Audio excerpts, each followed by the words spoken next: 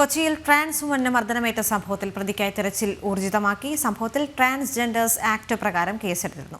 വെള്ളിയാഴ്ച പുലർച്ചെ 2 മണിയോടെ പാലാരിവട്ടം മെട്രോ സ്റ്റേഷന് സമീപമായിരുന്നു സംഭവമുണ്ടായത്. ജിജീഷ് കരുണാകരൻ ചേരുന്നുണ്ട് വിവരങ്ങളുമായി. ജിജീഷ്, ഈ ലോറി ഡ്രൈവർ അവിടെ നിന്ന് രക്ഷപ്പെട്ടു പോയിട്ടുണ്ടെന്ന് മനസ്സിലാക്കാൻ സാധിക്കുന്നുണ്ട്. വലിയ മർദ്ദനമാണ് ട്രാൻസ്ജെൻഡറിന് ഏറ്റിട്ടുള്ളത്. അതിൻ്റെ ശരീരത്തിലുള്ള മുറിപ്പാടുകളും മറ്റും അവർ സമൂഹ മാധ്യമങ്ങളിലടക്കം പങ്കുവച്ചിട്ടുണ്ടായിരുന്നു. ഈ ഒരു വിഷയത്തിൽ പോലീസ് എന്ത് നിലപാടാണ് സ്വീകരിച്ചിരിക്കുന്നത്? ഇയാളെ കണ്ടെത്താൻ സാധിച്ചിട്ടുണ്ടോ?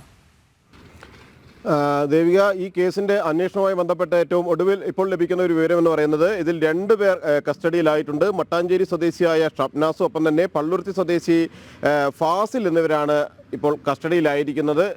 ഈ 2 ആളുകൾ ആണ് മർദ്ദിച്ചത് എന്നൊരു വിവരത്തിൻ്റെ അടിസ്ഥാനത്തിലെ സൂചനകളുടെ അടിസ്ഥാനത്തിലാണ് ഇവരെ കസ്റ്റഡിയിലെടുത്തിരിക്കുന്നത്.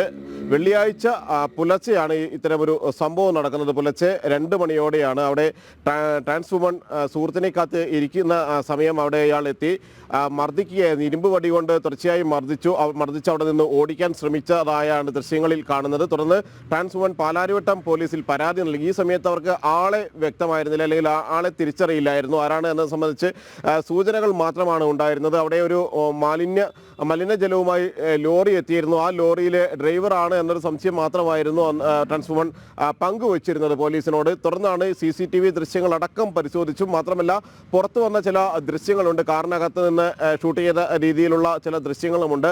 ആ ദൃശ്യങ്ങൾ വെച്ചെല്ലാം ഉള്ള വിശദമായ ഒരു അന്വേഷണത്തിലേക്ക് പോലീസ് കടന്നത്. ലഭിച്ചിരിക്കുന്ന CCTVയിൽ ലഭിച്ചിരിക്കുന്ന ദൃശ്യങ്ങളുടെ അടിസ്ഥാനത്തിലായിരുന്നു പിന്നീട് അന്വേഷണം ആരംഭിച്ചത്. അവരുടെ കൈക്കും കാലിനുമെല്ലാം, കാലിൻ്റെ വിരലിനുമെല്ലാം തന്നെ പരിക്കേറ്റിട്ടുണ്ടായിരുന്നു. ഈ മർദ്ദനത്തിൽ പരിക്കേറ്റിട്ടുണ്ട്.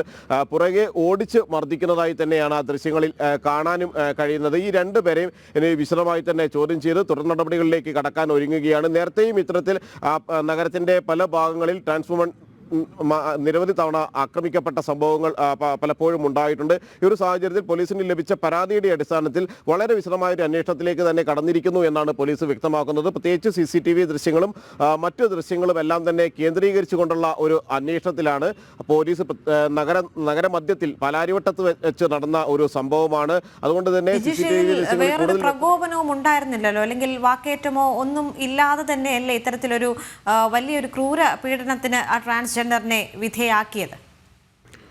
ദേവിക, മറ്റ് പ്രകോപനങ്ങളൊന്നും ഇല്ലായിരുന്നു എന്ന് തന്നെയാണ് ദൃശ്യങ്ങൾ എന്നിവരെയുള്ള ദൃശ്യങ്ങളിൽ നിന്ന് വ്യക്തമാകുന്നത്. മാത്രമല്ല, ഇവർ നൽകിയിരിക്കുന്ന പരാതിയിലും യാതൊരു പ്രകോപനവും ഇല്ലാതെ തന്നെ മർദ്ദിച്ചു എന്ന് തന്നെയാണ് ആ പരാതിയിൽ അവർ ചൂണ്ടിക്കാണിക്കുകയും ചെയ്തിരിക്കുന്നത്. എന്ത് അടിസ്ഥാനത്തിൽ, അല്ലെങ്കിൽ എന്ത് പ്രകോപനത്തിൻ്റെ അടിസ്ഥാനത്തിലാണ്, എന്തിൻ്റെ പേരിലാണ് ഇങ്ങനെയൊരു ക്രൂരത കാണിച്ചത് എന്നത് വ്യക്തമല്ല. ഇയാളെ ഇപ്പോൾ കസ്റ്റഡിയിലുള്ള ആളുകളെ വിശദമായി തന്നെ പോലീസ് ചോദ്യം ചെയ്യാൻ ഒരുങ്ങുകയാണ്. ഇവരുടെ പരാതിയുടെ അടിസ്ഥാനത്തിൽ ചോദ്യം ചെയ്യുകയാണ്. ട്രാൻസ് വുമൺ സംഘടനകളടക്കം കാര്യത്തിൽ വലിയ ഒരു പ്രതിഷേധം അറിയിക്കുകയും ചെയ്തിട്ടുണ്ട്. കാരണം തങ്ങൾക്ക് നേരെ വലിയ അതിക്രമങ്ങൾ നടക്കുന്നുണ്ട്. പല ഭാഗങ്ങളിൽ, നഗരത്തിൻ്റെ പല ഭാഗങ്ങളിലടക്കം അതിക്രമങ്ങൾ നടക്കുന്നുണ്ട്. അതിൻ്റെ ഏറ്റവും ഒടുവിലത്തെ ഉദാഹരണം മാത്രമാണ് ഇപ്പോൾ ഈ സംഭവം. പാലാരിവട്ടത്ത് മെട്രോ സ്റ്റേഷന് സമീപം ഇത്തരത്തിൽ ആക്രമിക്കപ്പെട്ട സംഭവം എന്നാണ് അവർ ചൂണ്ടിക്കാണിക്കുന്നത്. രാത്രികാലങ്ങളിലടക്കം സാമൂഹ്യ വിരുദ്ധരുടെ അക്രമങ്ങൾക്ക് ഇരകളാകുന്നു എന്ന കാര്യം അവർ ചൂണ്ടിക്കാണിക്കുകയും ചെയ്യുന്നുണ്ട്. ഈ ദൃശ്യങ്ങൾ കേന്ദ്രീകരിച്ച് തന്നെയാണ് പ്രധാനമായും അന്വേഷണം മുന്നോട്ട് പോകുന്നതും.